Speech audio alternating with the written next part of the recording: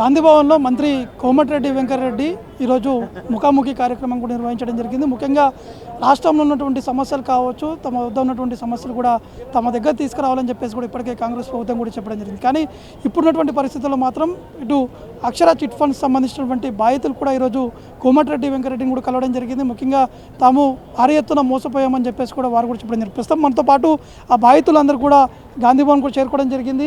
రెండు తెలుగు రాష్ట్రాలకు సంబంధించినటువంటి బాధితులందరూ కూడా ఇక్కడ ఉన్న ప్రస్తుతం వారిని అడిగి తెలుసుకుందాము. అసలు ఏం జరిగింది, మీరు ఎప్పుడు కట్టారు మీరు అమౌంట్? సార్, మేము అక్షర చిట్ ఫండ్ బాధితులము. అక్షర చిట్ ఫండ్తో పాటు అక్షర టౌన్షిప్ ప్రైవేట్ లిమిటెడ్తో పాటు ఒక 7 కంపెనీలు స్థాపించిండు. పేరాల శ్రీనివాసరావు, అతని భార్య పేరాల శ్రీవిద్య, ప్లస్ అతని బావమరిది కొండలరావు మరియు ఇతరులు డైరెక్టర్లుగా మొత్తం 7 మంది డైరెక్టర్లు కలిపి అక్షర చిట్ ఫండ్ అని 2009లో స్టార్ట్ చేసిండ్రు. అది అంచెలంచెలు ఎదుగుతూ దాదాపు రాష్ట్ర వ్యాప్తంగా 57 బ్రాంచులు పెట్టిండు. దాదాపు 300 నుంచి 500 వరకు డిపాజిట్ల రూపేణా సేకరించిండు.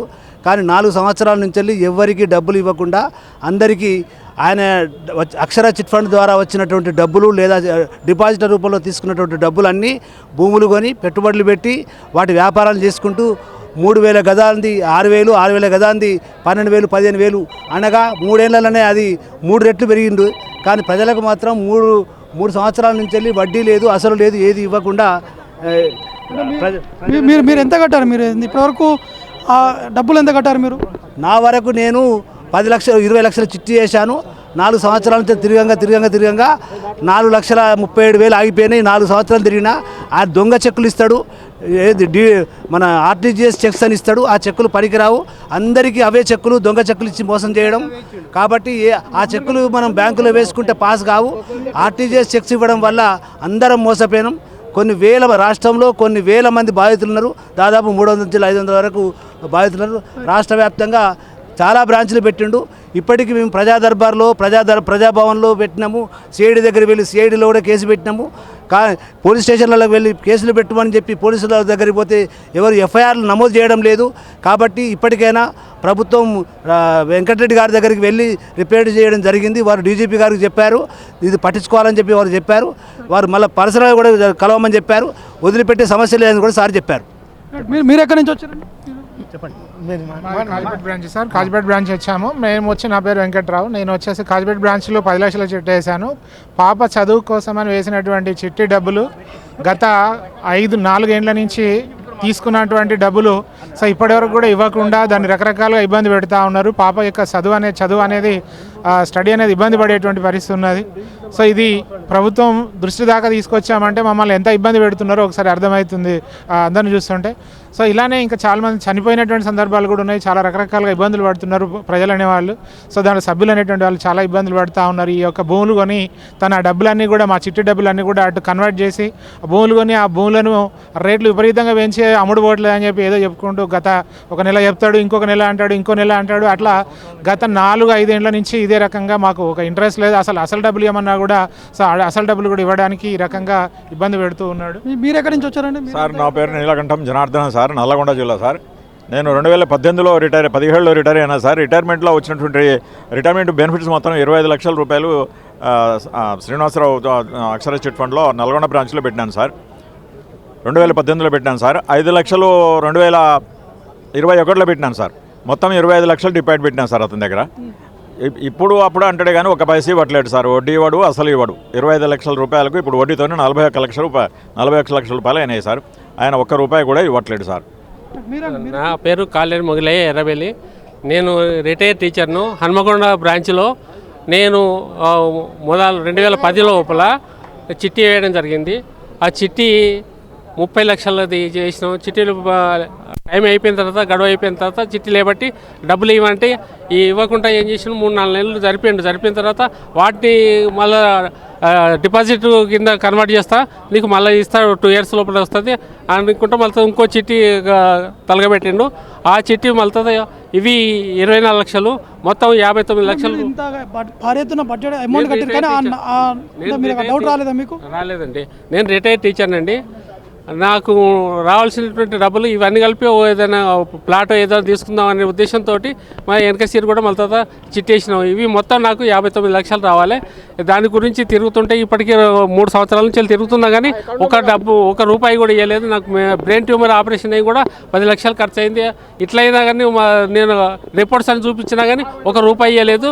నేను హన్మకొండ సిపి దగ్గర కూడా పోవడం జరిగింది. హన్మకొండ సుబేదార్ పోలీస్ స్టేషన్లో సిఐ దగ్గర కూడా మనం అప్లికేషన్లు మళ్ళీ తర్వాత మా యొక్క బాధలు చెప్పుకోవడం జరిగింది. అయినా కానీ ఫలితం లేదు. ఆఫీస్ లోపల ఎవరు ఉంటలేరు. నాకు డబ్బులు కావాలనేటువంటి బాధతో ఉంటున్నాం. ఇక్కడ కోమటిరెడ్డి వెంకటరెడ్డి దగ్గరికి వచ్చేస్తున్నామండి. ఓకే, మరో కొంతమంది బాధితులు ఉన్నారు. మీరు ఎక్కడి నుంచి వచ్చారు? మీరు ఎంత కట్టారు డబ్బులు? నేను 5 లక్షలు కట్టినా సార్. సంగారెడ్డి బ్రాంచ్, నా పేరు నరసింహారెడ్డి. జైరాబాద్ బ్రాంచ్లో వేసాను నేను. అక్కడ ఎంటి ఎత్తేసి సంగారెడ్డిలో కలిపారు. సంగారెడ్డి కలిపినాక 2 సంవత్సరాలు తిరిగి నాగోలు చెప్పారు. నాగోలు పోయినా, కుక్కడపల్లి చెప్తే కుక్కడపల్లి పోయినా, మూసాపేట అంటే మూసాపేట పోయినా, ఎక్కడ చెప్తే అక్కడక్కడ తిరిగినా, హన్మకొండ అంటే హన్మకొండకు పోయినా. తిరగంగా 2 లక్షలు వచ్చినాయి సార్. అంటే మొత్తం ఎంత డబ్బులు? మీ 5 లక్షలు సార్. 5 లక్షలు. అంటే డబ్బులు అడిగితే ఏమంటున్నారు మిమ్మల్ని? డేట్లు రాసిస్తా పోతున్నాడు, చెక్కులు మారుస్తా పోతున్నాడు, ఇస్తా అంటున్నాడు, ఇస్తలేడు. చెక్కులు ఇచ్చింది వాళ్ళదే, వాళ్ళ కంపెనీ పేరు మీద. నాగోల్ అంటే నాగోల్ పోయినా. ఇది వీళ్ళకి ఇచ్చినటువంటి చెక్స్ ఇవి. మొత్తం ఒకటి 18,000 చెక్కు అక్షర చిట్ ఫండ్స్ ప్రైవేట్ లిమిటెడ్ అనే చెక్కు ఇస్తున్నారు. ప్రతి నెల సగం డబ్బులు ఇస్తామని చెప్పి ఆ చెక్కులో వెళ్ళి బ్యాంకులో వెళ్ళి వేసేసరికి అవి చెక్ బౌన్స్ కూడా అవుతున్నట్టు కూడా వీరు ఉన్నటువంటి ఆర్టీజీఎస్ చెక్లు ఇవన్నీ కూడా ఆర్టీజీఎస్ చెక్కు ఈ నరసింహారెడ్డి పేరు మీద కూడా వారు ఇచ్చినటువంటి పరిస్థితి నెలకొంది. కాబట్టి మొత్తానికైతే ఇక్కడ ఉన్నటువంటి బాధితులు ఒకటి చెప్తున్నారు, ఖచ్చితంగా తమకి న్యాయం జరగాలి. ఎందుకంటే కష్టపడి పిల్లల చదువు కోసము మేము ఈ చిట్ ఫండ్స్లో ఈ డబ్బులు కట్టి మేము ఉన్నామని చెప్పేసి కూడా ఇక్కడ ఉన్నటువంటి బాధితులు కూడా చెప్పడం జరుగుతుంది. ఎస్, మీరు చెప్పండి, మీరు ఎక్కడి నుంచి వచ్చారు? నేను నల్గొండ అండి. నా పేరు రాఘవరెడ్డి. నేను రిటైర్డ్ టీచర్ని. నాకు వచ్చిన చిట్టి వేసాము. 5 లక్షల చిట్టి వేయడం జరిగింది. వేసిన తర్వాత వాటిని మధ్యలో ఆపేశారు. ఆపేసినటువంటి డబ్బు నేను 1,74,000 రూపాయలు అక్కడ కట్టాను. నేను హార్ట్ పేషెంట్ని. ఈ మధ్య హార్ట్ ప్రాబ్లం వచ్చేసింది. ఆ డబ్బులు వస్తాయేమో అని చెప్పేసి వెయిట్ చేస్తూ ఉన్నాం. 3 సార్లు చెక్కులు ఇచ్చాడు, అవి కూడా బౌన్స్ అయిపోయినాయి. డబ్బులు లేవని చెప్పేసి అన్నారు. ఇక దాదాపు 2.5-3 సంవత్సరాల నుంచి తిరగటమే జరుగుతుంది తప్ప అక్కడి నుంచి ఎలాంటి ప్రతిస్పందన అనేది రావటం లేదు. సిపి గారి దగ్గర కూడా వెళ్ళడం జరిగింది, చేద్దామన్నారు, అక్కడ కూడా జరగలేదు. ఇప్పుడు మినిస్టర్ గారి దగ్గరికి రావడం జరిగింది. మరి ఏం జరుగుతుందో చూద్దామని చెప్పేసి. మొత్తంకైతే ఎట్టి పరిస్థితుల్లో మొత్తం ఇచ్చినటువంటి బాధితులు 2 రాష్ట్రాల నుంచి కూడా ఇక్కడికి చేరుకున్నారు. వారు మంత్రి కోమటిరెడ్డి కూడా వినపం కూడా ఇవ్వడం జరిగింది. గతంలో ప్రజా దర్బార్లో కూడా ఫిర్యాదు కూడా చేశామని చెప్పారు. కొంతమంది 5 లక్షలు కట్టారు, కొంతమంది 10 లక్షలు కట్టారు, ఇంకా కొంతమంది 20 లక్షలు కూడా కట్టినటువంటి బాధితులు కూడా చాలా వరకు ఇక్కడికి రావడం జరిగింది. ప్రస్తుతం మీరు ఎక్కడి నుంచి వచ్చారండి? నేను అల్వాల్ నుండి వచ్చానండి. నేను ఆర్మీ నుండి రిటైర్డ్ అయ్యాను.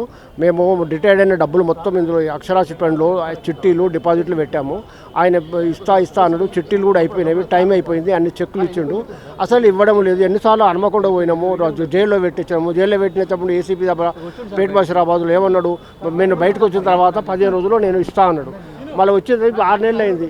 పోతున్నా అది గురించి మాకు చేయమని మన చాలామంది కూడా రిటైర్డ్ ఎంప్లాయీస్ కూడా మేము చిట్టీలు కట్టాము, అక్కడ ఇన్వెస్ట్ కూడా చేస్తామని చెప్పేసి కూడా వారు కూడా చెప్తున్నారు. ఖచ్చితంగా మాకు న్యాయం జరిగేటువంటి విధంగా కూడా ప్రభుత్వం కూడా చూడాలని, ఆదుకోవాలని చెప్పేసి కూడా అక్షర చిట్ ఫండ్స్ బాధితులు కూడా చెప్పడం జరుగుతుంది.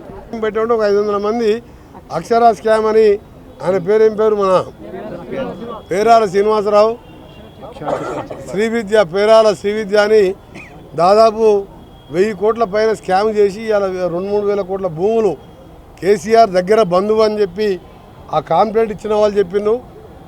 వెంటనే వాళ్ళందరికీ డిపాజిట్లు ఎగ్గొట్టిండు.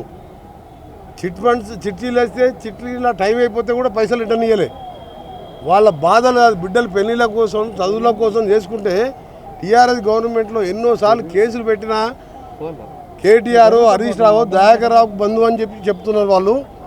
ఇవన్నీ కాకుండా నేను నేరుగా వాళ్ళ ముందనే డీజీపీ గారితో మాట్లాడి, మీరు అడిషనల్ డీజీపీ మహేష్ భగత్ గారి కేసు ఒక కమిటీ వేసి వెంటనే ఆస్తులన్నీ కూడా రికవర్ చేసి ఆ చిట్ ఫండ్స్ బాధితుల్ని, ఆ దుర్మార్గుడు ఎన్నిసార్లు పోయినా యాంటిసిపేట్ బెయిల్ వస్తుంది ఆయనకు.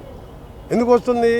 పోయినసారి వాళ్ళ ప్రభుత్వం ఉంది కాబట్టి ఆయన పోలీసులతో తప్పుడు కేసులు పెట్టి చిన్న చిన్న కేసులు పెట్టించుకొని 500 కోట్ల ఆస్తులు ముంచిండు. ఈ కేసు బయట పెట్టినా సాయంత్రం ముఖ్యమంత్రి గారితో కూడా చర్చించి ఆయన ఆస్తులు కూడా రెవెన్యూ యాక్ట్ రికవరీ చేసి ఎవరైతే బాధితులు ఉన్నారో వాళ్ళందరూ కూడా రిసిప్ట్లు కూడా ఇచ్చిండ్రు. వారిని కూడా చేయడం, కొందరు కాంట్రాక్ట్